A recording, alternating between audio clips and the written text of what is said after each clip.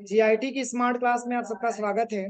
और अकाउंटिंग की इस क्लास में आज हम लोग पढ़ने वाले हैं टाइप्स ऑफ डीलर के बारे में कि डीलर क्या होता है, जीएसटी में डीलर का क्या वर्क होता है। आज की क्लास में वही समझना है और सीखना है। देखिए, सबसे पहले अगर हम बात करें टाइप्स ऑफ डीलर के बारे में, तो टाइप्स ऑफ डीलर के बारे में समझे इसके पहले तो हमको डीलर के बारे में पता होना चाहिए ना कि डीलर होता क्या है। समझ में आ रहा है ना? यानी कि डीलर दो प्रकार का होता है, लेकिन सबसे पहले आपको ये समझना है कि डीलर का मतलब होता क्या है। देखिए, जो बिजनेस करता है, जो बिजनेस करता है, ठीक है, या तो गुड्स का बिजनेस करता हो या सर्विसेज का बिजनेस करता हो। समझ में आ रहा है ना?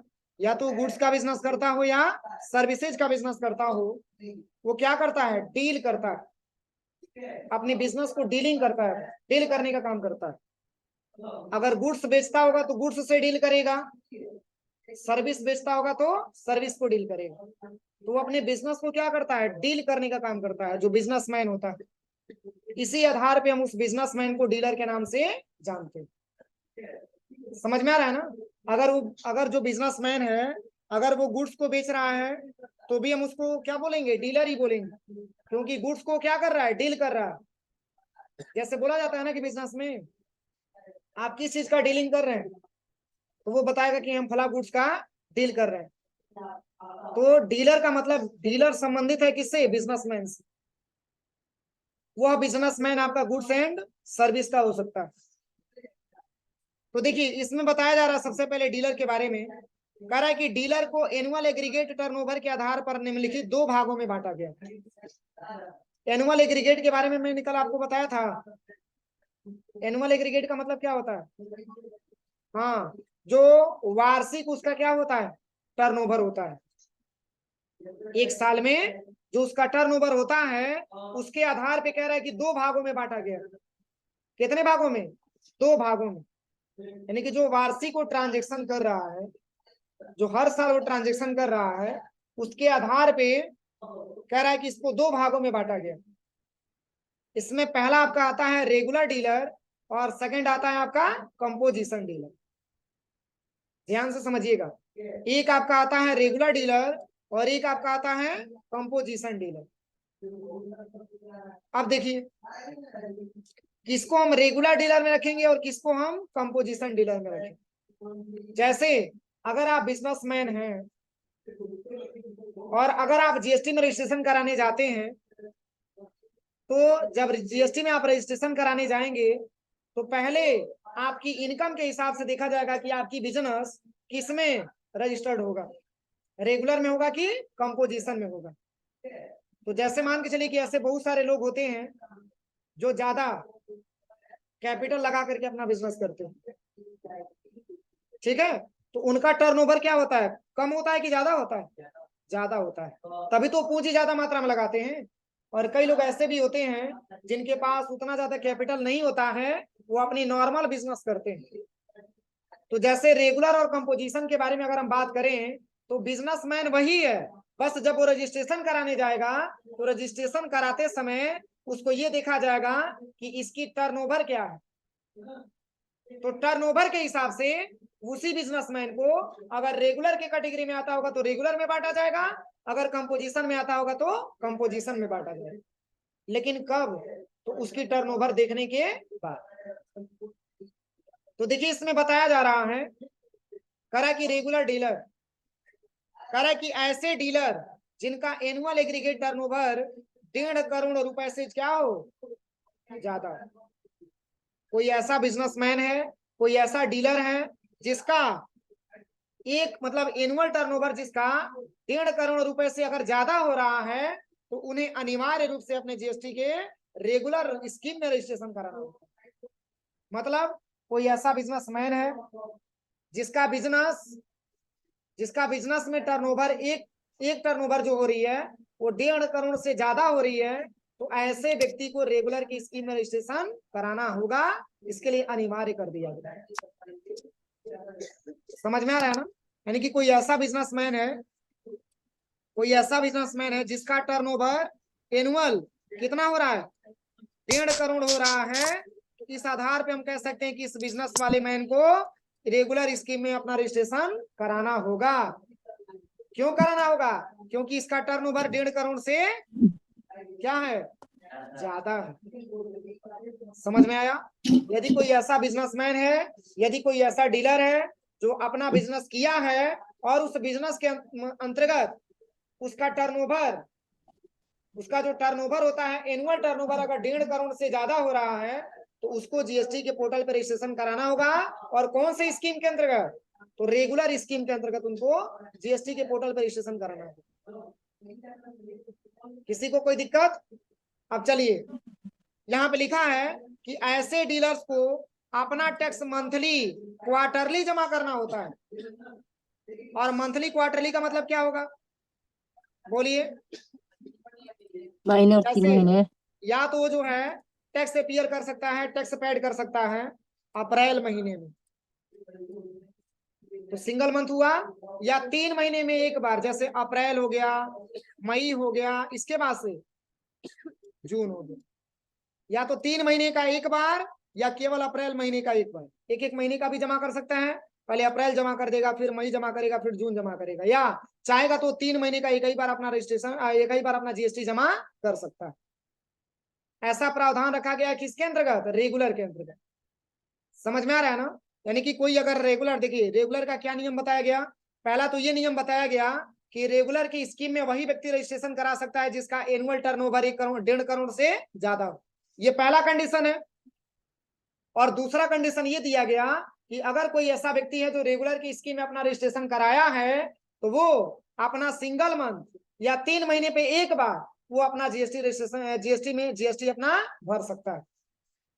देखिए इसमें लिखा भी है, करा है कि ऐसे डीलर जिनका एनुअल एग्रीगेट टर्नओवर 1.5 करोड़ से ज्यादा है, तो उन्हें अनिवार्य रूप से अपने जीएसटी के रेगुलर स्कीम में रजिस्ट्रेशन कराना होता है। 1.5 करोड़ से ज्यादा है तो उसको रेगुलर स्कीम के अंतर्गत जीएसटी में रजिस्ट्रेशन कराना है। और कह रहा है कि ऐसे डीलर्स को अपना टैक्स मंथली क्वार्टरली जमा करना होता है। यानी कि अप्रैल महीने सिंगल सिंगल करके भी जमा कर सकता है, या 3 महीने में एक बार भी जीएसटी आसानी तरीके से जमा कर सकता है। ये इसको नियम दिया गया किसको? ये रेगुलर वाले को दिया गया। ठीक है ना? जैसे मान के चलिए कि 2 व्यक्ति हैं, एक है महेश और एक है सुरेश। आप ऐसे एग्जांपल के तौर पे समझिए, एक महेश है और एक क्या है, सुरेश है। तो महेश का बिजनेस रजिस्ट्रेशन है किसमें? रेगुलर वाले में। और सुरेश का रजिस्ट्रेशन है किसमें? कंपोजिशन वाले में। तो जो महेश होंगे, महेश के लिए रिक्वायरमेंट दिया गया है कि अगर आपकी बिजनेस 1.5 करोड़ से ज्यादा होती है, अगर आपके बिजनेस में टर्नओवर 1.5 करोड़ से ज्यादा होता है और वो भी एनुअल होता है, तो आपको तो पहला ये है कि आपको रेगुलर में रजिस्ट्रेशन कराना पड़ेगा। समझ में आ रहा है ना? तो और दूसरा कंडीशन महेश के लिए दिया जाता है कि ऐसे नहीं, अगर आपको जीएसटी फिलअप भी करना है, अगर जीएसटी का पैसा अगर आपको पेड भी करना है, तो आप 1 महीने या 3 महीने का एक बार आप पेमेंट कर सकते हो। ये रूल है किसके लिए? महेश के लिए, क्योंकि महेश रजिस्ट्रेशन किया किसमें? रेगुलर वाले। कोई दिक्कत? अब चलिए, अब कह रहा है जमा करना होता है, और ऐसे डीलर्स को टैक्स कैलकुलेट करने के लिए निम्नलिखित फार्मूले का प्रयोग करना होता है। और 1 जनवरी 2021 से QRMP स्कीम के अंतर्गत क्वार्टरली रिटर्न भी फाइल कर सकते हैं। देखिए कह रहा है कि ऐसे जो डीलर होते हैं उसको टैक्स कैलकुलेट करने के लिए निम्नलिखित फार्मूले का प्रयोग करना होता है। कैलकुलेट करने का मतलब, कह रहा है कि टैक्स कैलकुलेट करने का मतलब यानी कि जो टैक्स कलेक्ट करते हैं, कैलकुलेट करते हैं, तो किस मेथड से कैलकुलेट करेंगे, वो कैसे अपना जीएसटी निकालेंगे, उसके लिए यहाँ पे फार्मूला दिया गया। जैसे अगर कोई व्यक्ति है जो रेगुलर डीलर में अगर जो है और रेगुलर स्कीम में अगर रजिस्ट्रेशन कराया है, तो किस नियम के माध्यम से, किस फार्मूले के माध्यम से वो जीएसटी पे करने का लायबल होगा, इसके लिए यहाँ पे फार्मूला इसका दिया हुआ। और कह रहा है कि 1 जनवरी 2021 से QRMP स्कीम के अंतर्गत क्वार्टरली रिटर्न भी फाइल कर सकते हैं। मतलब 1 जनवरी से पहले क्या चल रहा था? मंथली चल रहा था। लेकिन 1 जनवरी 2021 से QRMP एक नया स्कीम लागू हुआ जिसके अंतर्गत आप 3 महीने में एक बार रिटर्न फाइल कर सकते हैं। नहीं समझ में आया? जैसे इसमें 2 ऑप्शन मैंने आपको बताया है ना कि 1 महीने का भी कर सकते हैं, अप्रैल महीने का भी कर सकते हैं, या अप्रैल मई जून 3 महीने का एक बार भी कर सकते हैं। तो जैसे 3 महीने वाला जो स्कीम लाया गया, वो स्कीम लाया गया 1 जनवरी 2021 को, और इस स्कीम का नाम रखा गया QRMP, एक प्रकार की स्कीम है। और इस स्कीम के अंतर्गत आप जो है 3 महीने का फाइल एक बार में आप आसानी तरीके से कर सकते हैं। 3 महीने का जीएसटी आप एक बार में पैड कर सकते हैं। अब कैसे पैड करेंगे, तो देखिए इसमें फार्मूला लिखा हुआ है, कह रहा है कि जीएसटी पेबल बराबर टैक्स लायबिलिटी माइनस आईटीसी। अब देखिए सबसे पहले इसके बारे में बात करें तो इसमें लिखा है सबसे पहले फार्मूला, कह रहा है कि जीएसटी बराबर कितना है, टैक्स लायबिलिटी माइनस आईटीसी।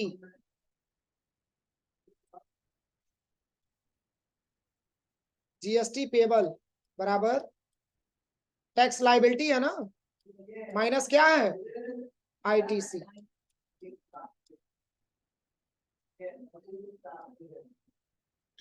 देखिए इसमें बताया जा रहा है, एक फार्मूला यहाँ पे दिया है, कह रहा है कि जीएसटी पेबल बराबर इक्वल टू होता है tax liability minus ITC.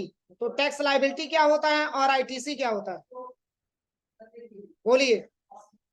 Tax liability क्या होता है और आईटीसी क्या होता है?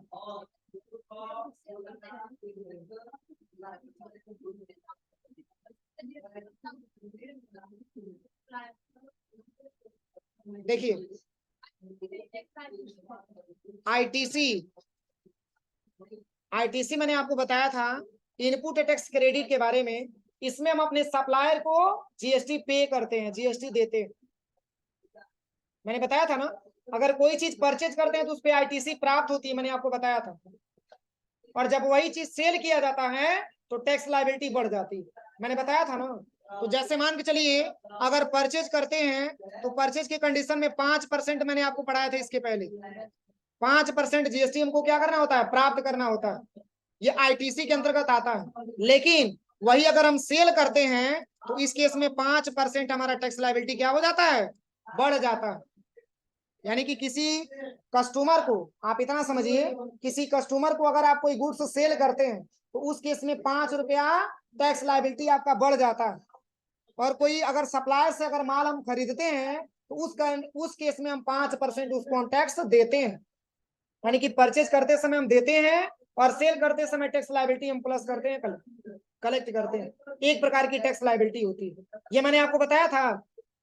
देखिए अब कैसे निकलेगा क्या जीएसटी पेबल, तो देखिए सबसे पहले अगर हम बात करें तो अभी यहाँ पे अमाउंट हमने नहीं लिखा हुआ, पहले इसमें हम अमाउंट कुछ टाइप कर देते हैं। जैसे मान के चलिए यहाँ पे मैंने लिख लिया सबसे पहले जीपी, और जीपी का मतलब क्या होता है, जीएसटी पेबल, और बराबर क्या लिखा हुआ है, tax liability minus ITC, minus ITC. अब देखिए अगर टैक्स लायबिलिटी माइनस आईटीसी, जैसे मान के चलिए बेचा मात्र 20 रुपया में और खरीदा मात्र 10 रुपया में। बेचते समय 20 रुपये में बेचा गया और खरीदते समय 10 रुपये में खरीदा गया, तो शेष अगर 20 में से अगर हम 10 माइनस करेंगे तो शेष कितना बचेगा, यही हमारा क्या हो जाएगा, यही जो 10 रुपया हमारा प्राप्त होगा इसको हम बोलेंगे कि एक प्रकार का हमारा क्या है, ये जीएसटी पेबल का शुल्क। मतलब अगर अगर मान के चलिए कि 20 में से अगर हम 10 माइनस कर रहे हैं तो 10 अगर हमारा शेष बच रहा है तब जाकर के हमको जीएसटी पे करना है। कितना रुपया, 10 रुपया। कितना रुपया, 10 रुपया। ध्यान से समझिएगा, आपने खरीदा कम पैसे में और बेचा गया ज्यादा पैसे में, तो टैक्स लायबिलिटी ज्यादा है किससे, आईटीसी से। इस केस में जितना आपके पास ज्यादा अमाउंट आएगा उतना अमाउंट आप क्या करेंगे, गवर्नमेंट को जीएसटी के रूप में पे करेंगे, जमा करेंगे। ठीक है ना।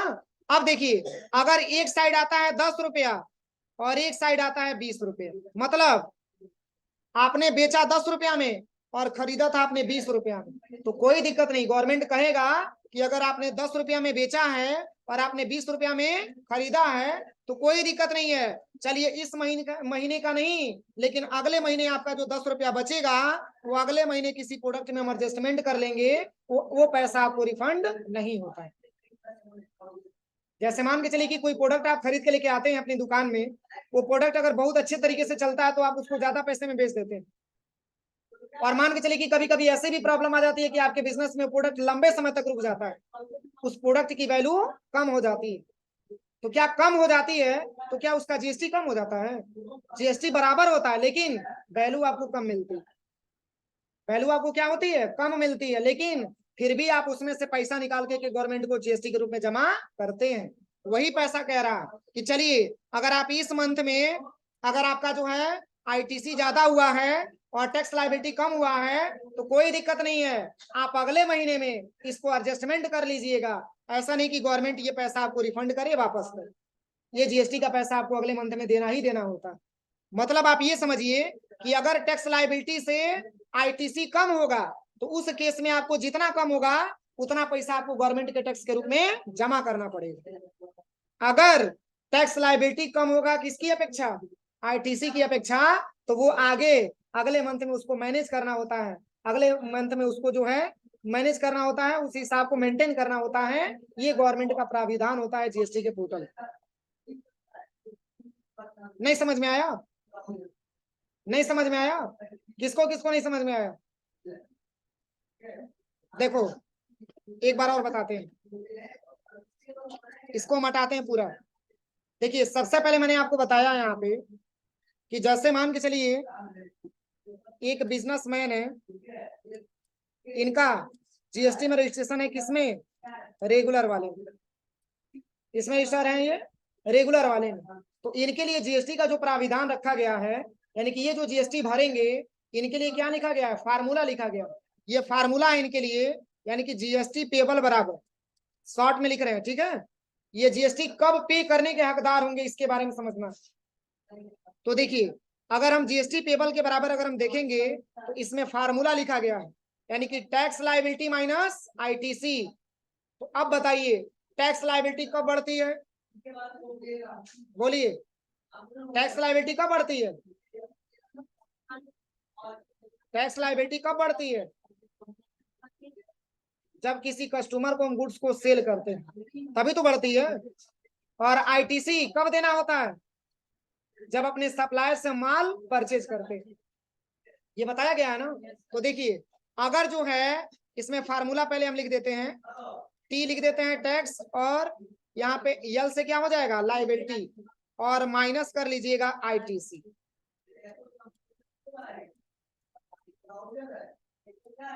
अब ध्यान से समझिए, अगर आपने जो है किसी प्रोडक्ट को खरीदा 10 रुपया में, कितना रुपया में? 10 रुपया में, और उसको आपने किसी कस्टमर से बेचा 20 रुपया में। ये किसकी बात हो रही है? बिजनेसमैन की बात हो रही है। ये कौन करता है? बिजनेसमैन करता है।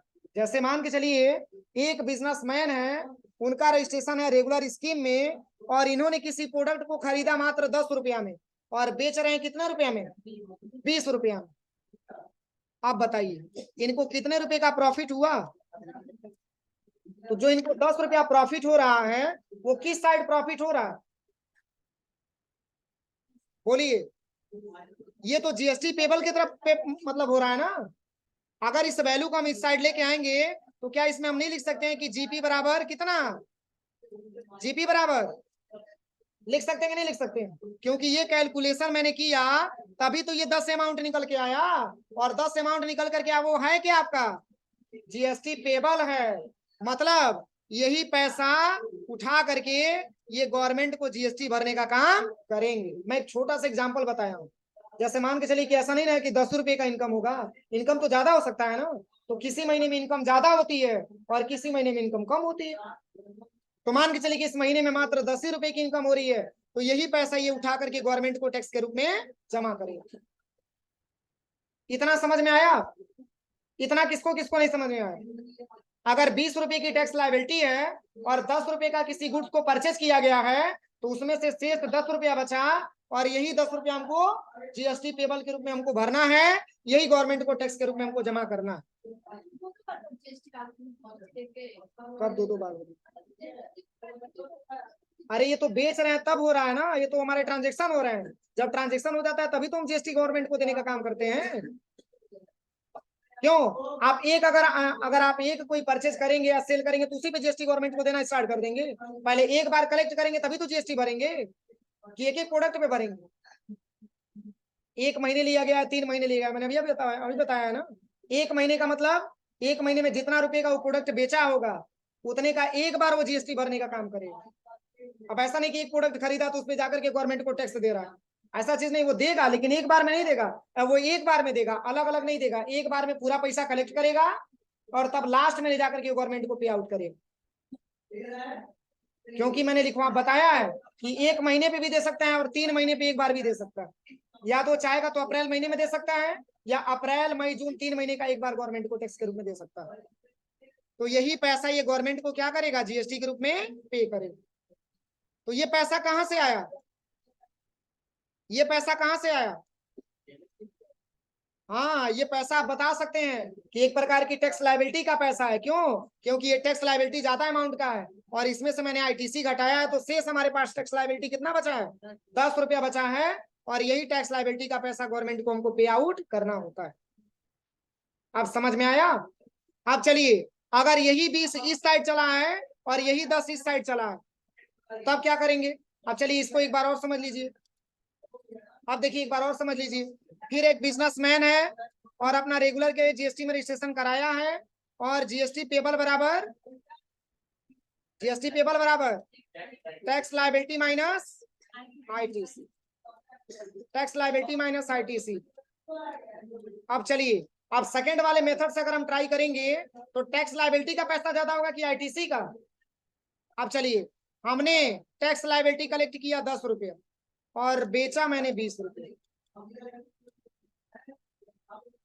कोई सामान मैंने खरीदा तो उसमें मैंने 20 रुपया दे दिया और 10 रुपया मैंने टैक्स लायबिलिटी प्राप्त किया, या टैक्स 10 रुपया हमारा सेल करने पे कस्टमर से 10 रुपया हमारा टैक्स लायबिलिटी बढ़ा हुआ। तो अब देखिए, अगर हम जो है 10 में से 20 माइनस करेंगे तो -10 अमाउंट आएगा। तो जब ये पैसा माइनस में आ रहा है तो गवर्नमेंट कहेगा कि नहीं नहीं, अब इस महीने में आपका हिसाब नहीं होगा, अब अगले महीने में आपका हिसाब होगा। क्यों? क्योंकि ये पैसा आपका माइनस में आ रहा है और ये पैसा हम आपको रिटर्न नहीं करेंगे, अगले महीने में आपका यही पैसा हम क्या करेंगे, एडजस्टमेंट कर देंगे। तो अक्सर ऐसा होता है कि अगर हम कोई बिजनेस करते हैं तो उस केस में मान के चलिए कि कभी कभी बहुत सारा बिजनेस में हमारा लॉस भी हो जाता है और कभी कभी हमारे बिजनेस में प्रॉफिट भी हो जाता है। तो जीएसटी तो आपको चाहे लॉस हो चाहे प्रॉफिट हो, मतलब उससे नहीं है। जीएसटी अगर फिक्स कर दिया गया तो उतना आपको देना ही देना है, उतना तो गवर्नमेंट को आपको लेना ही लेना है। तो इस केस में अगर टैक्स लायबिलिटी का पैसा बढ़ जाता है तो इस केस में गवर्नमेंट वो पैसे को ले लेती है। लेकिन अगर घटता है तो उस केस में वो बोलता है कि अगले मंथ में उसको मैनेज कर लिया जाएगा, हम लोग आसानी तरीके से उसको एडजस्टमेंट कर लिया जाएगा, इस मंथ का हिसाब किताब आप रहने दीजिए। अब दोनों में अंतर समझ में आया? अगर टैक्स लायबिलिटी वाला पैसा ज्यादा आएगा तो उतना पैसा हमको गवर्नमेंट को टैक्स के रूप में जमा करना पड़ेगा। अगर आईटीसी का पैसा ज्यादा आएगा तो उस केस में अगले महीने हम उसको क्या करेंगे, एडजस्टमेंट करेंगे। अब चलिए, अब हम समझते हैं किसके बारे में, कंपोजिशन के बारे में। अभी तो मैंने केवल आपको रेगुलर के बारे में बताया। रेगुलर के लिए बहुत प्रॉब्लम है लेकिन कंपोजिशन के लिए कोई प्रॉब्लम नहीं। देखिए, रेगुलर के लिए पहला कंडीशन ये है कि 1.5 करोड़ से ऊपर है तो आपको जीएसटी के पोर्टल पर रजिस्ट्रेशन कराना होगा। सॉरी, 1.5 करोड़ से ज्यादा है तो जीएसटी के पोर्टल पर रजिस्ट्रेशन कराना होगा। लेकिन इसमें क्या है,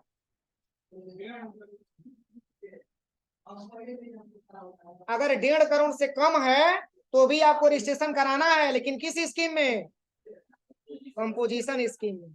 ऐसा क्वेश्चन बनता है ना कि सर मान के चलिए कि आपने बता दिया कि 1.5 करोड़ से ज्यादा होगा तो वो रेगुलर में रजिस्ट्रेशन कराएगा, लेकिन 1.5 करोड़ से कम कम वाले कहाँ जाएंगे, तो उसको किस में रखेंगे, कंपोजिशन में रखेंगे, उसको हम रेगुलर में नहीं रखेंगे।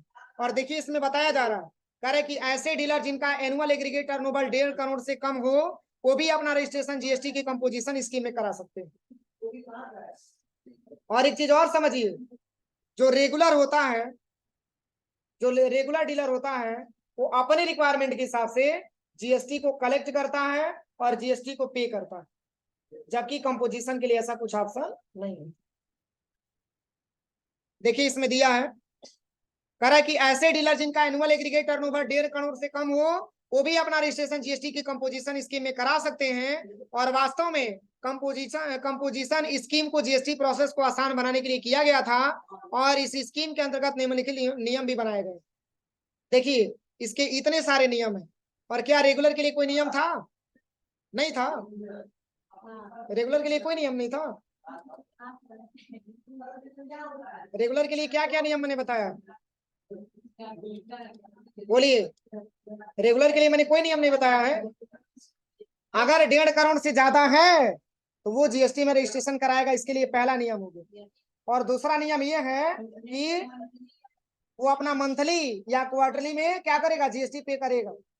और इसके लिए क्या है? तमाम प्रकार का इसका फार्मूला भी दिया हुआ है कि कैसे इसको जीएसटी पे करना। अब चलिए, अब हमको समझना है कंपोजिशन डीलर के बारे में। तो कंपोजिशन डीलर ऐसे डीलर होते हैं जिनका यानी कि वो इसमें वही व्यक्ति रजिस्ट्रेशन कराता है, वही डीलर इसमें रजिस्ट्रेशन कराता है जिसका एनुअल टर्नओवर 1.5 करोड़ से कम। अगर 1.5 करोड़ से ज्यादा है तो वो रेगुलर में चला जाएगा, अगर 1.5 करोड़ से कम है तो कंपोजिशन में चला आएगा। लेकिन इसके लिए कह रहा है कंपोजिशन स्कीम को जीएसटी प्रोसेस को आसान बनाने के लिए किया गया था और कह रहा है कि इस स्कीम के अंतर्गत निम्नलिखित नियम बनाए गए। इसके अंतर्गत बहुत सारा नियम है। कौन सा नियम है? तो पहला देखिए, कह रहा है कि ऐसे डीलर्स को अपने टर्नओवर का एक निर्धारित परसेंटेज यानी कि करंट रेट 1% ही टैक्स के रूप में गवर्नमेंट को देना होता है। क्या समझे? यहाँ पे कह रहा है कि ऐसे डीलर जो कंपोजिशन में रजिस्ट्रेशन कराया है इनके अपने टर्नओवर का निर्धारित मात्र 1% इनको गवर्नमेंट के रूप में टैक्स में देना होता है। जितना भी कमाएंगे मतलब उससे नहीं है। एक साल में वो जितना भी इनकम करेंगे मतलब उससे नहीं है, जितना रुपए का सेल करेंगे मतलब उससे नहीं है। मात्र ये गवर्नमेंट को कितना परसेंट? 1% टैक्स देगा। समझ में आ रहा है ना? कितना परसेंट? 1% देगा। अब वो कितना रुपए का टर्नओवर करता है मतलब उससे नहीं है गवर्नमेंट को। गवर्नमेंट ने ये बोल दिया है कि अगर आपका बिजनेस कंपोजिशन डीलर में है तो आपको टैक्स देना है मात्र 1%, उससे ज्यादा हम आपसे टैक्स नहीं लेंगे। इसके लिए पहला कंडीशन। कोई दिक्कत? अब चलिए दूसरा क्या है? कह रहा है कि ऐसे डीलर्स को ना तो डिटेल्स रिकॉर्ड मेंटेन करने की जरूरत पड़ती है और न ही टैक्स इनवॉइस इशू करने के लिए आवश्यक रूल्स और प्रोसीजर फॉलो करना पड़ता है। अब देखिए, अगर रेगुलर वाला है तो रेगुलर वाला अपना पूरा डायरी बनाएगा, पूरा अपना मेंटेनेंस उसमें दिखाएगा, पूरा अपना हिसाब किताब बनाएगा। लेकिन कंपोजिशन में है तो उसको कुछ नहीं करना, इसके लिए कोई नियम कानून नहीं है। देखिए इसमें लिखा भी है, कह रहा है कि ऐसे डीलर को ना तो डिटेल रिकॉर्ड मेंटेन करने की जरूरत है और नहीं टैक्स इनवॉइस इशू करने का अधिकार दिया गया। यह ना तो टैक्स इनवॉइस इशू कर सकता है, ना तो ये किसी रिकॉर्ड को डिटेल में रख भी सकता है। इसके लिए कोई नियम नहीं। और फिर कह रहा है कि नहीं स्टॉक मेंटेन करने की जरूरत पड़ती है और नहीं सेल्स और परचेज का इनवॉइस वाइज रिटर्न फाइल करना पड़ता है। इसके लिए इसमें ये भी ऑप्शन इसमें नहीं है। अगर ये जैसे मान के चले कि परचेज करता है तो जीएसटी रिटर्न भरेगा, सेल करता है तो जीएसटी रिटर्न भरेगा, इसके अंतर्गत इसमें ऑप्शन नहीं आते हैं। ये बिल्कुल रेगुलर से बिल्कुल अलग होता है। अब चलिए, अब अगला ऑप्शन दिया है कि ऐसे डीलर्स को केवल क्वार्टरली रिटर्न फाइल करना है। 1% करेगा, वो भी 3 महीने में मात्र एक बार, अप्रैल मई जून, और एक बार जीएसटी पे कर देगा। कै परसेंट? 1%। जितना टर्नओवर हुआ होगा उसका मात्र 1% देगा, लेकिन कब? तो 3 महीने में एक बार देगा। दोनों में अंतर समझ में आ रहा है ना? अब चलिए इसके बाद लिखा है कि ऐसे डीलर को आईटीसी प्राप्त नहीं होता है और ऐसे डीलर्स को टैक्स इनवॉइस इशू करने का अधिकार भी नहीं। किस डीलर की बात हो रही है? कंपोजिशन डीलर की बात हो रही है। अभी मैंने आपको बताया है ना कि जैसे अगर रेगुलर में आपका रजिस्ट्रेशन है तो रेगुलर में रजिस्ट्रेशन है तो आईटीसी आपको प्राप्त करना होगा, आईटीसी अपने सप्लायर को देना होगा और सेल्स करते समय टैक्स लायबिलिटी कलेक्ट करना होगा, टैक्स लायबिलिटी बढ़ाना होगा। लेकिन कंपोजिशन के लिए ऐसा कुछ ऑप्शन नहीं। देखिए लिखा है कि ऐसे डीलर्स को आईटीसी प्राप्त भी नहीं होता। अगर ये कोई चीज परचेज करेगा, किसी गुड्स को परचेज करेगा तो आईटीसी प्राप्त नहीं होगा, यानी कि अपने सप्लायर को टैक्स के रूप में पैसा नहीं जमा करेगा। और टैक्स लायबिलिटी, और कह रहा है कि ऐसे डीलर्स टैक्स कलेक्ट भी नहीं कर सकते हैं। किस डीलर की बात हो रही है? कंपोजिशन। अगर कोई ऐसा डीलर है जो अपनी कंपोजिशन डीलर में रजिस्ट्रेशन कराया है, अगर वो किसी गुड्स या सर्विस को सेल करता है तो इस केस में इसको टैक्स लायबिलिटी यानी कि टैक्स कलेक्ट करने का अधिकार नहीं दिया गया। समझ में आया? यही दोनों में अंतर है। इसको आप लोग कल पढ़ के आइएगा, पूरी तरीके से बताइएगा, ठीक है। कल हम लोग समझा जाएगा इस चार्ट के माध्यम से कि कंपोजिशन डीलर क्या होता है और रेगुलर डीलर क्या होता है। यहां तक किसी को कोई दिक्कत तो नहीं है? एक बार घर से सब कोई पढ़ के आइएगा।